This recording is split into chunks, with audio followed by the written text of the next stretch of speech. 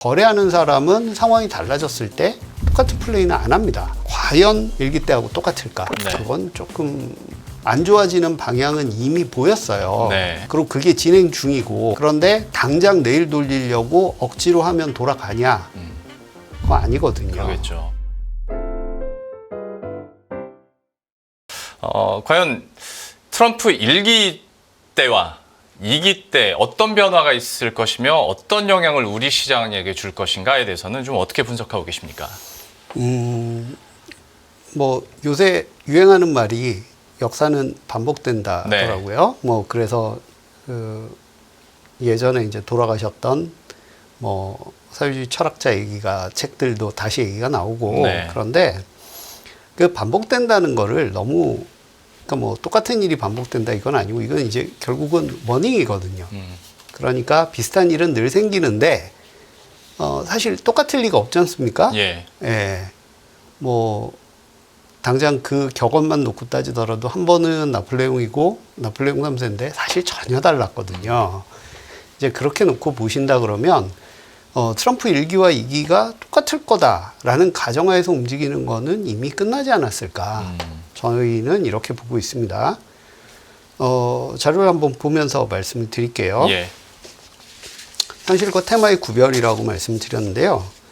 그동안 사실 트럼프 대통령 될 거다, 뭐, 이제 국내에서는 안 된다는 얘기도 많았고, 네. 어느 게 맞다라는 걸 떠나서 되고 나서, 트럼프 랠리가 있었죠.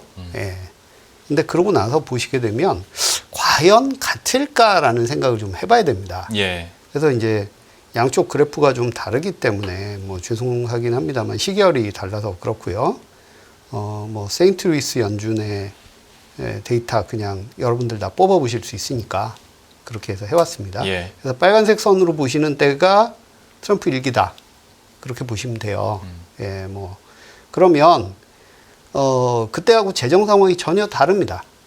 예, 일단 왼쪽 그림을 보시게 되면 트럼프 1기 때는 오바마 행정부에서 물론 미국은 계속 적자였죠. 네. 그런데 그래도 상당히 양호해진 상황을 넘겨받았습니다. 예, 그래서 굳이 얘기하면 재정을 좀 풀 수 있는 상황이었어요. 네.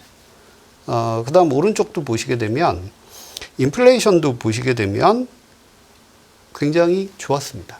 예, 그러니까 좋다라는 게 무슨 뜻이냐면 그때는 이렇게 낮은 인플레이션 상황으로 계속 가면 이거 뭐 진짜 세계가 일본되는 거 아니냐라는 우려가 있을 때였고 그래서 어느 정도는 인플레이션율을 좀 끌어올려야 된다라는 얘기까지 나오던 때입니다. 예. 돌아보시게 되면 그러니까 이제 저성장 저물가가 고착화되지 않느냐라는 우려가 있었던 때고 그렇기 때문에 트럼프가 뭔가 하기는 되게 쉬웠다라는 거죠.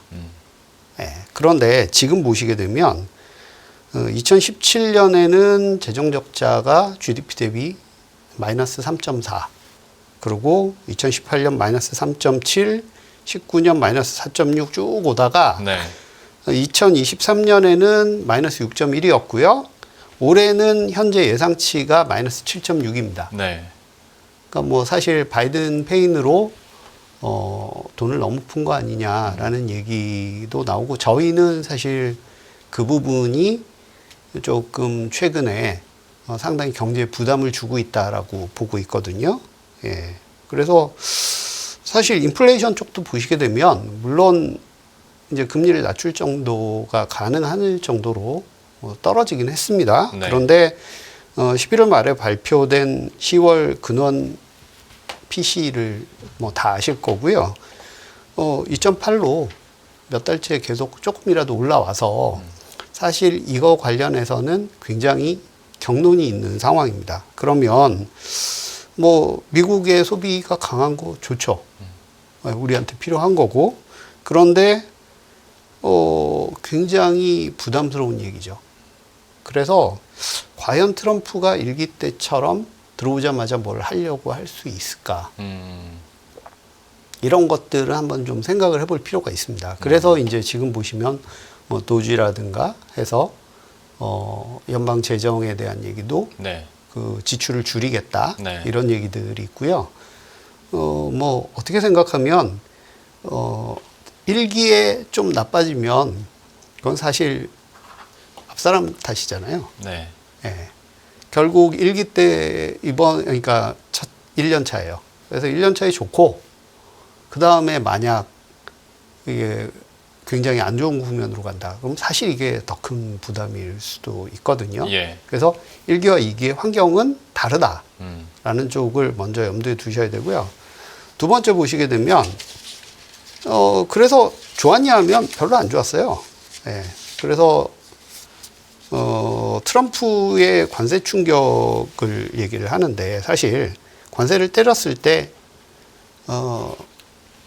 뭐 비슷한 규모의 관세 그리고 그 다음에 이제 통화 절하 이렇게 대응이 돼버리면 사실 이게 별 효과가 없거든요. 네. 그래서 보시면 첫 해에는 좋았는데 2018년부터 미국의 제조업의 재고 출하 비율은 악화됐었고요. 지금 보시는 것처럼.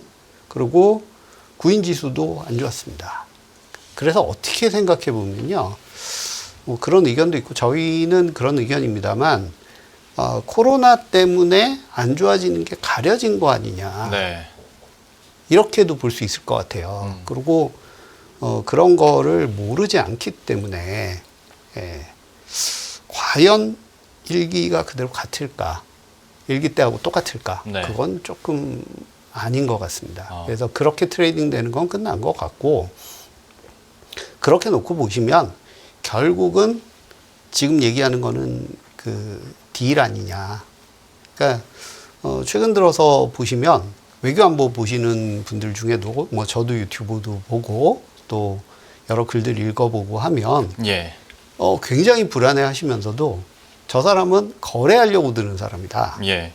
라는 얘기를 하거든요. 네. 그래서 그 거래가 결국 어떻게 이루어지느냐 라고 보면 무조건 불확실하게 또는 뭐 이렇게 할 거기 때문에 어마어마한 인플레가 올 거다. 뭐 이런 식의 생각들은 조금 너무 과거 예를 그대로 갖다 댄 거 아니냐. 그러니까 상황이 다르거든요. 예. 그리고 거래하는 사람은 상황이 달라졌을 때 똑같은 플레이는 안 합니다. 예. 그러니까 이제 그동안 보면 굉장히 이상한 사람으로 생각을 해왔는데 사실 요새 저희들 그런 농담합니다. 유럽도 정치 혼란스러운 건 마찬가지고요. 네. 그래서 어쩌면 미국이 지금 가장 정상적인 상황일 수도 있겠다. 예, 그래서 너무 이제 편견을 가지고 일방적으로 보시는 것보다는 그때와 지금은 상황이 다르기 때문에 조금 다를 거다.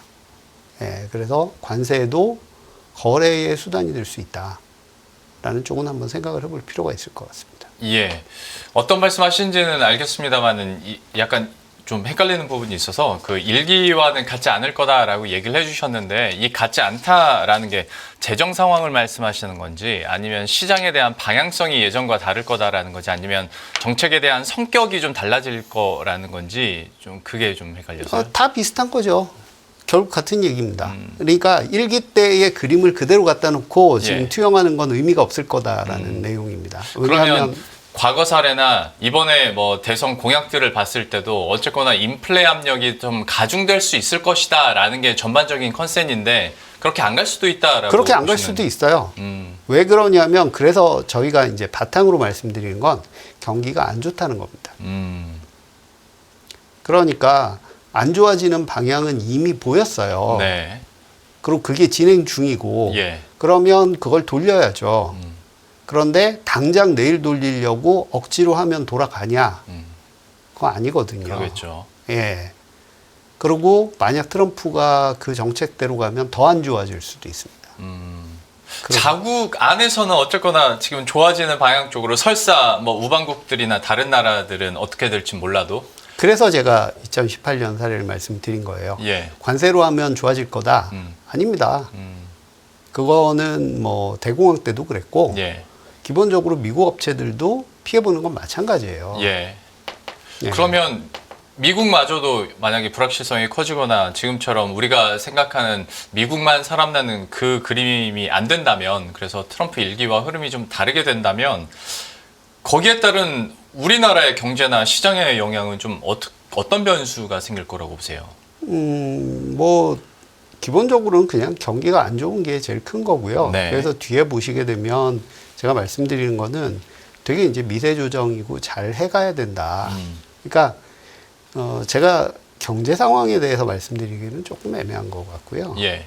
이제 결국 저는 주식시장에 미치는 영향에 관계된 부분이니까요. 네. 그러면 그런 부분이 주식시장 입장에서는 뭐 이게 경기라는 게 흔히들 나라 망한 것처럼 얘기하지만 그런 건 아니지 않습니까? 그렇게 보면 결국 이제 얼마나 빨리 반영하느냐의 문제 아니겠냐. 예.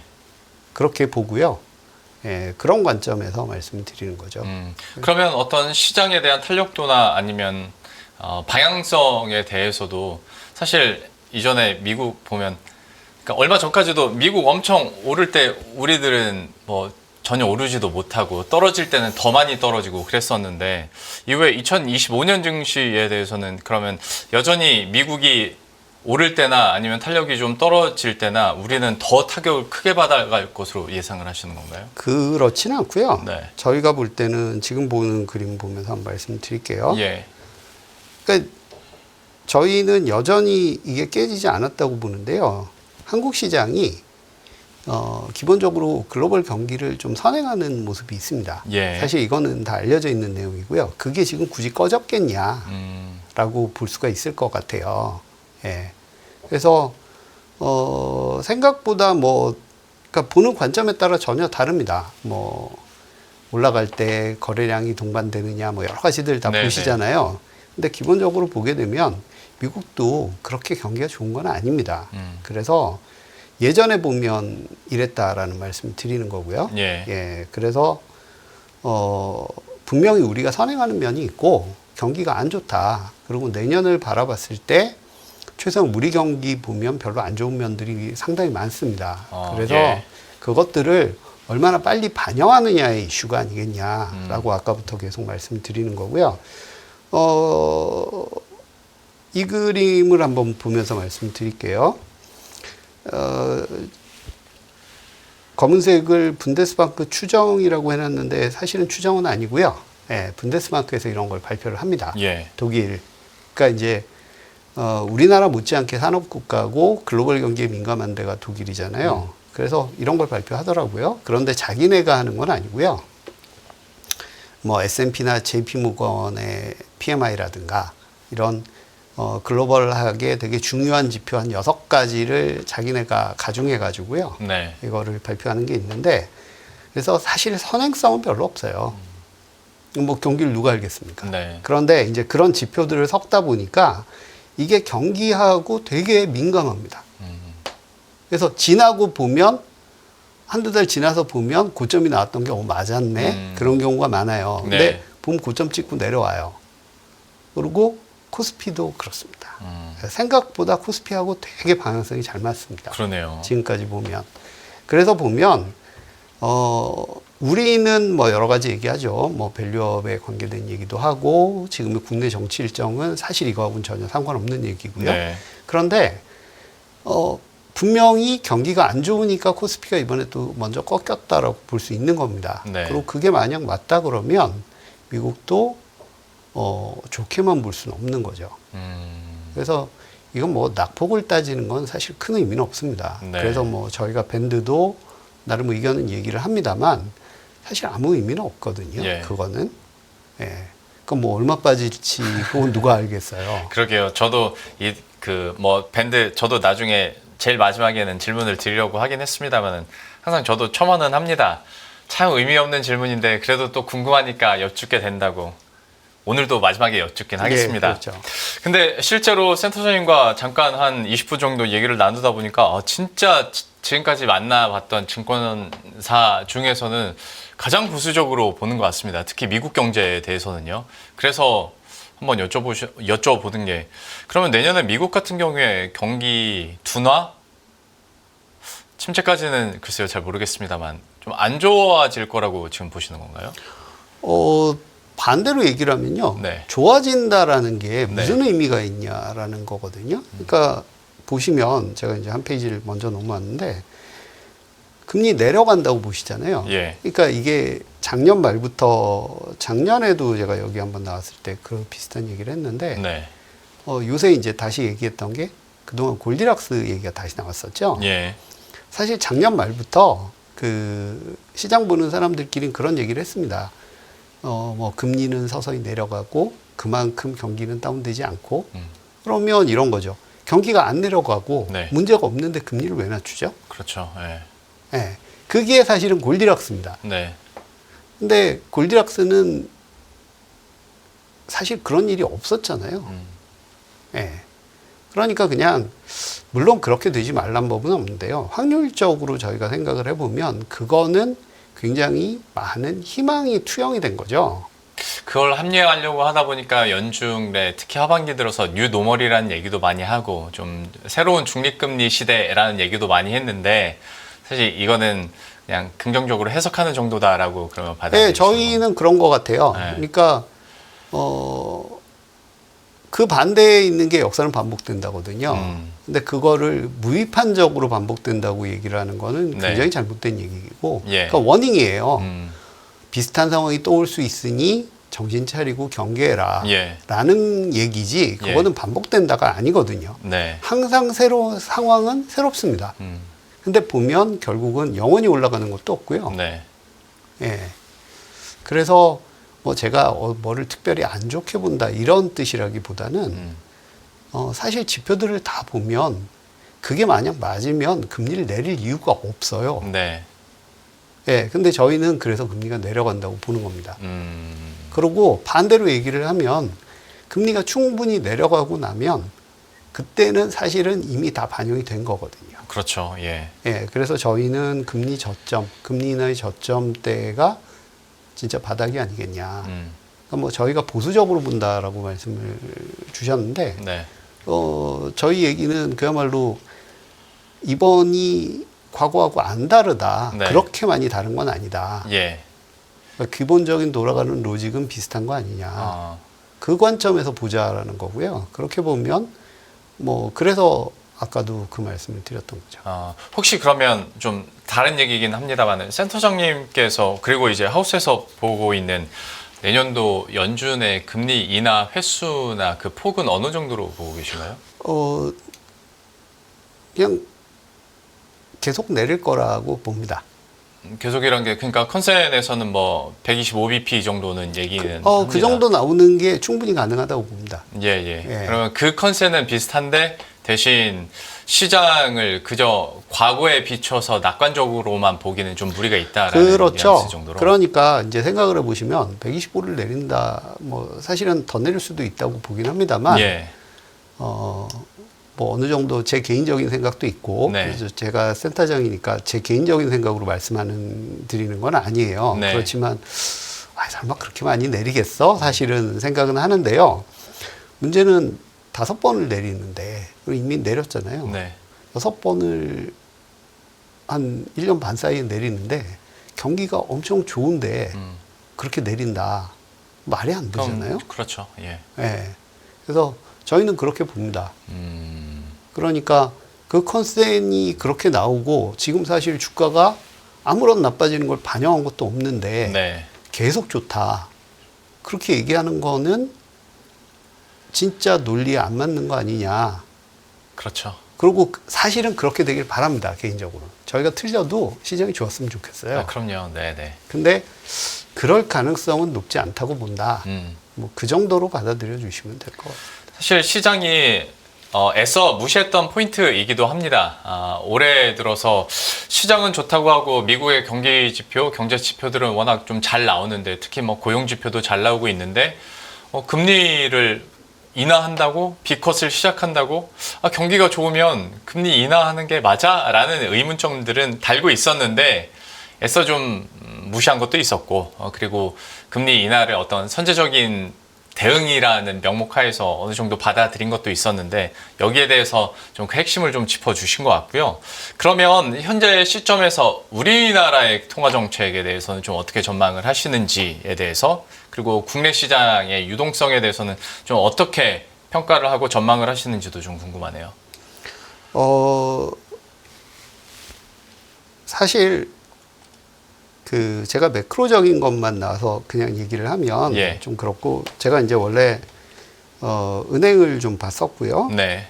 최근에는 이거 가지고 정말 얘기를 안 하시길래 한번 이 관점에서 한번 보는 걸 말씀을 한번 드려볼게요. 좋습니다. 9페이지에 있는 그림을 보시면 이게 은행의 자금 조달. 그러니까 이제 은행은 대출은 계속 늘잖아요. 예. 예. 그러니까 뭐 생각해 보시면 명목 GDP는 한 5% 느니까 대출은 5%씩 느는 게 맞겠죠? 네. 그럼 그 돈을 어디서 조달하느냐? 이런 거예요. 그래서 이거 하는 자료입니다. 예. 보시게 되면 이제 막대로 돼 있는 게 정기예금이죠. 그죠? 그래서 정기예금 늘고 수시 입출식 예금. 근데 이게 이제 보시면 회색 선으로 굵게 돼 있는 수시 입출식 예금을 보시면요. 이게 2013년부터거든요. 거의 매년 늘었죠. 네.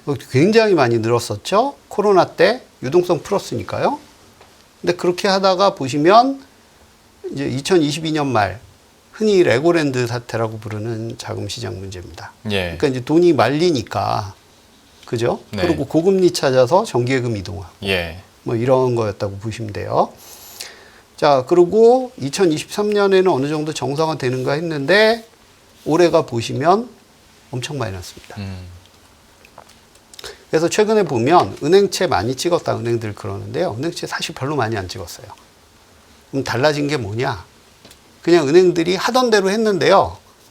요금을 예금 쪽이 안 내니까 그냥 다른 쪽에서 늘렸는데 그게 은행채가 많이 는 것처럼 보인 겁니다. 그러니까 한 은행의 자금 사정이나 그러니까 은행에 이제 돈 그냥 넣어놓고 있던 시대는 지났다라는 예. 거죠. 그러니까 그만큼 뭔가 자금 사정이 변했다는 겁니다. 10페이지 지금 있는 그림을 한번 보시면 최근에 이제 대출 규제 되게 세게 들어갔죠. 네. 예. 이거를 뭐 이제 총량 규제다 그래서 옛날에 여러 예로 드시는데 저는 이게 참여정부 말기에 2006년도와 굉장히 유사하다고 봅니다. 그래서 위에 있는 그림을 한번 보시면 이게 2006년이고요. 2006년 11월에 보시면 지금은 사라져서 아무도 모릅니다. 기억이 잘 안 남아 있어요. 근데 그 당시에 보면 그냥 금융당국이 대출을 못 내보내게 했습니다. 네. 그래서 그게 이제 11월 말이었는데요. 20 며칠에.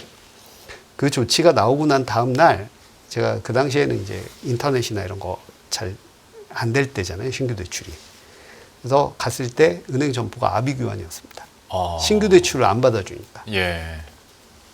근데 그러고 나서 그 다음 달은 늡니다.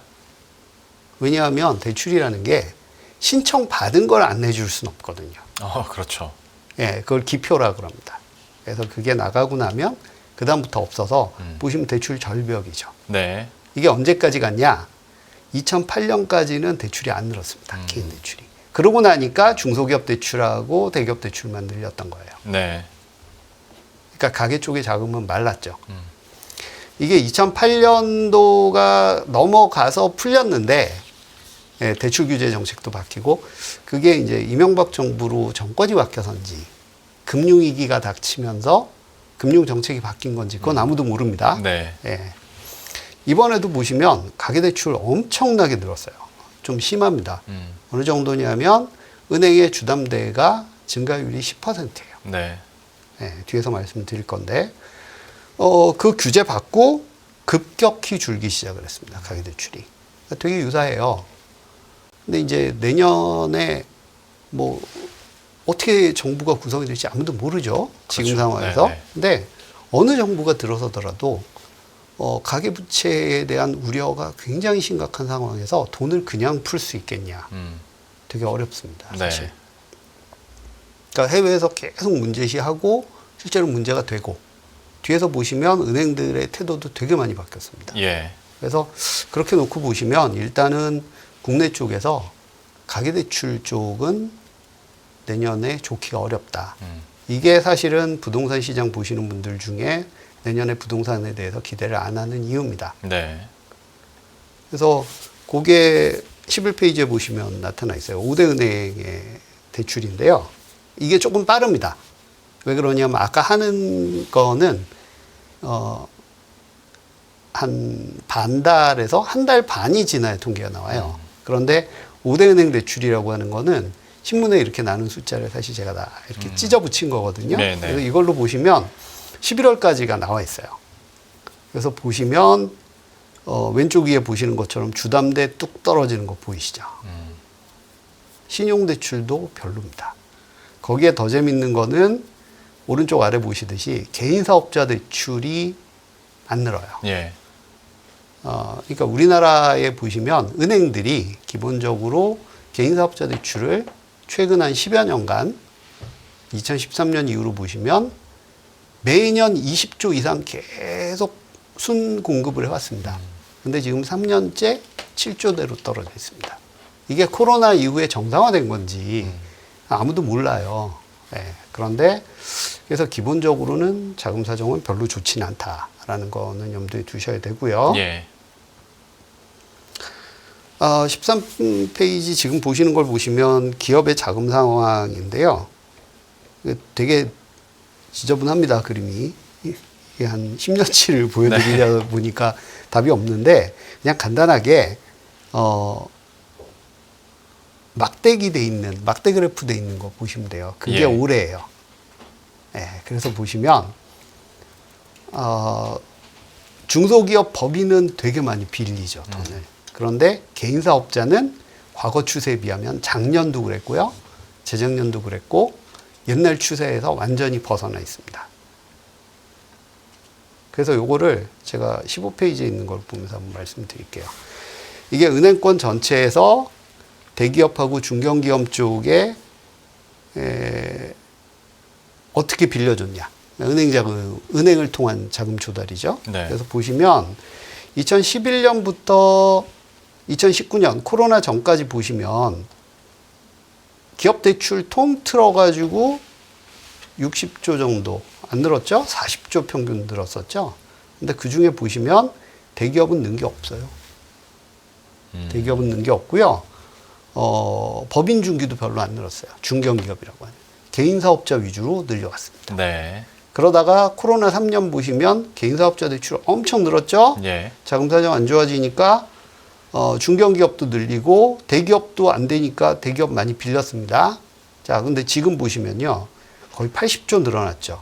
개인 사업자 대출 없습니다. 네. 그리고 대기업하고 중견기업은 돈을 엄청나게 빌리고 있어요. 그러니까 이 얘기는 이렇게 보시면 됩니다. 개인 사업자는 어느 날 갑자기 돈을 안 빌려도 되는 상황이 됐을 리는 없잖아요. 네, 그렇죠. 어려운데 돈을 안 빌려주는 겁니다. 네. 그죠? 그러니까 금융위기 이후에 이 그림은 2011년부터거든요. 금융위기 이후에 한 10몇 년 끌어왔던 은행의 대출이 완전히 뒤집혔습니다. 지금. 예. 그러니까 개인 대출 위주로 해주고 그 다음에 자영업자 대출 그리고 기업 대출 안 내보내던 게요. 네. 개인은 못 빌려주게 됐고요. 음. 그 다음에 개인 사업자는 안 빌려줍니다. 그리고 법인에만 빌려주는데 그럼 뭐 법인들이 지금 투자하려고 돈을 빌리겠냐는 거죠. 그런 분위기는 아니죠. 그렇죠. 그러니까 기본적으로 사정은 되게 안 좋습니다. 그래서 이거는 대출이라는 게 기본적으로는 굉장히 중요하거든요. 네. 예. 그러니까 자금이 어떻게 흘러가고 그쪽의 사정이 어떠냐라는 것을 보여주기 때문에 한번 생각해 보실 만한 부분이다. 그래서 내년의 부동산 시장이라든가 뭐 아까도 말씀드렸습니다만 대기업의 신용 상황에 대해서 긍정적으로 보지 않는 이유는 사실 이런 배경이 있다라는 거는 생각해 보실 만한 문제인 것 같습니다. 그런데 여기에 비춰서 증시에 대한 방향성을 우리가 굳이 한번 연결을 지어 본다면 얘기를 해주신 것처럼 대기업들의 자금 대출이 조금이나마 는다 하더라도 지금은 투자로 선순환될 그런 건 아니고 리스크에 대비하는 정도의 고간을 채우는 정도이고, 그리고 개인 대출 같은 경우에 확 막혀 버린다면 지금으로서는 시장의 유동성이 더 공급되는 것보다는 오히려 이 밑바닥 경제에서부터 약간 좀 붕괴까지는 아니더라도 좀 리스크가 커질 수 있는 그런 분위기로 갈 수 있는 가능성은 좀 높아질 수밖에 없겠네요. 이런 대출 동향만 그렇죠. 살펴봤을 때는. 그래서 이거를 근데 이제 붕괴다 이렇게 얘기하시는 건 얘기가 아니고요. 그럼요. 예. 항상 풀렸다 조였다 하는 상황인 건데 그래서 이걸 이제 아주 나쁘게 보자면 예. 사실 연초까지만 해도 뭐 이유가 선거였건 어쨌건 공급이 많았거든요. 네, 돈은. 네. 그러니까 이제 그때 좀 지나치지 않았느냐라는 네. 걸로 볼 수가 있고요. 또 지금 상황은 반대로 보면 안 좋아지는 상황인데 무슨 이유에서건 이게 심리적인 이유건 어쩌건 이제 긴축이 나타나는 상황이기 때문에 네. 그거를 뭐 좋게 볼 수는 없죠. 예.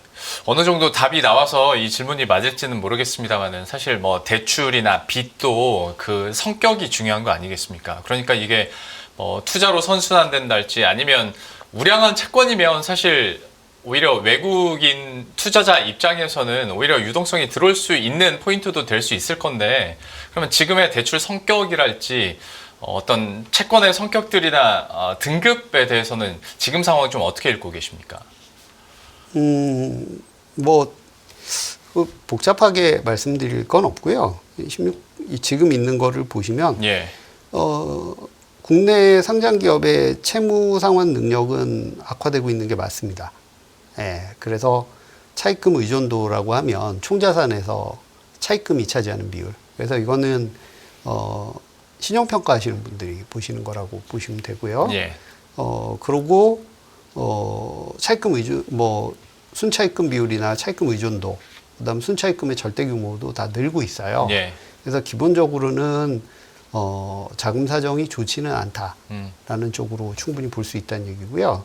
그래서 사실 신용 등급은 2016년 이후에는 하향이 상향보다는 훨씬 많습니다. 근데 그 기조가 조금 더 계속 안 좋아지고 있고 내년에도 대부분의 크레딧을 보시는 분들이 신용등급 전망은 떨어지는 쪽으로 보거든요. 예. 그래서 이걸 이렇게 한번 보시면 될 것 같아요. 경기가 되게 안 좋았다가 좋아질 때 저희가 보통 보면 예전 용어로는 옐로우칩이라고 예. 했죠. 네.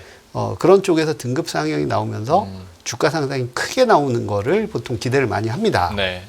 예, 그래서 그 기업들이 뭐 재무적으로 어떤 굉장히 안 좋은 상황까지 갈 거다라는 걸 제가 말씀드리는 건 아니고요. 예. 다만 기본적으로는 재무 상황이 안 좋아진다는 건 결국은 영업 실적이 그렇죠. 좋을 수는 없다는 얘기거든요. 네.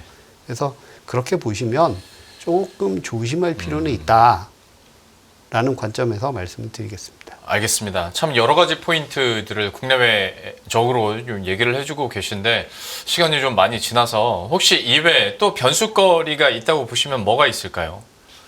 뭐 그건 그렇게 대단한 건 아닌데요. 네. 그냥 양념처럼 한번 말씀드리면 예.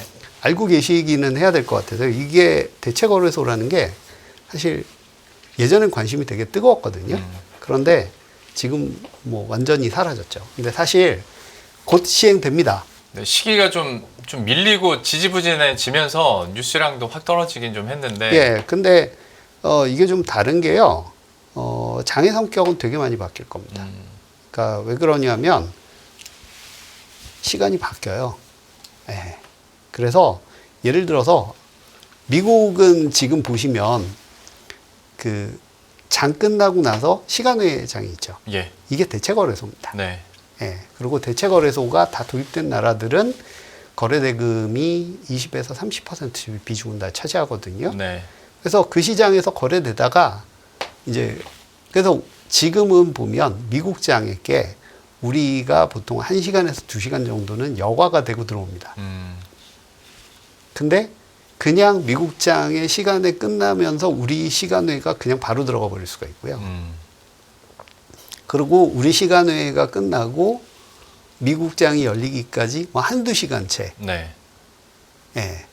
그래서 굉장히 많은 시장의 변화가 일어나긴 할 거예요. 그래서 이거는 저희도 어떻게 될 거다. 뭐 이렇게 얘기하기는 되게 어렵습니다만 네. 하나 좀 생각하실 필요는 있는 것이 곧 시행이 된다. 그렇게 보시면 될 것 같습니다. 대체거래소까지 잠시 좀 잊고 있었던 그런데 또 찾아보면 간간히 뉴스들이 나옵니다. 내년 3월 시행 예정으로 지금 나오고 있는데 물론 어떤 기술적인 면을 떠나서 대체거래소가 새롭게 출범한다는 거 지금까지 사실상 한국거래소 독점이었었는데 대체거래소가 생긴다는 거에 대해서는 다시 한번 좀 환기를 시켜줄 수 있도록 해주셨고, 이제 센터장님과 인사를 드려야 될 것 같아서 말씀하셨던 의미 없는 질문. 그래서 DB투자증권에서는 내년도 시장 밴드 좀 어떻게 보고 계신지 이걸로 마무리 짓겠습니다. 저희가 공식적으로 나간 걸 그대로 말씀드릴 수밖에 없고요. 예. 저희는 2,100에서 2,800 그렇게 보고 있고요. 네. 2,800이라는 숫자는 지금은 염두 안 두셔도 될 것 같아요. 그러니까 왜 그러냐면 저희가 뭐 내년 시장이 반등이 불가능하다 이렇게 본다는 게 아니고요. 네. 사실 지금 2,800이라는 숫자가 무슨 의미가 있겠습니까? 이런 그렇습니다. 상황에서. 네. 예. 그래서 그건 의미가 없다고 보시면 되고요. 2,100이라는 것도 역시 마찬가지입니다. 뭐 사실 지금 시장에서 10% 빠지면 2,100인데, 네. 예.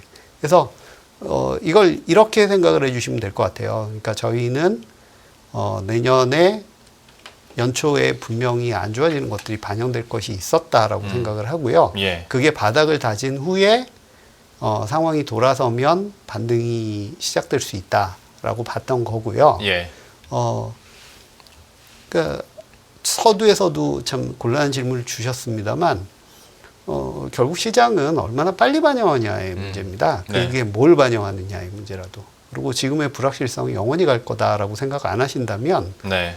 그렇게 보면 반대로 보수적으로 보던 저희 입장에서는 뭐 좀 빨리 반영하고 있는 거 아니냐라고도 생각할 수는 있다. 이렇게 받아들여 주셔도 될 것 같습니다. 알겠습니다. 현재 또 DB투자증권에서는 어떻게 증시 전망과 경제 전망을 하고 있는지 이렇게 총체적으로 들어봤고요. 센터장님과는 여기서 마무리 짓고 인사드리도록 하겠습니다. DB금융투자 이병건 리서치 센터장과 함께했습니다. 오늘 말씀 고맙습니다.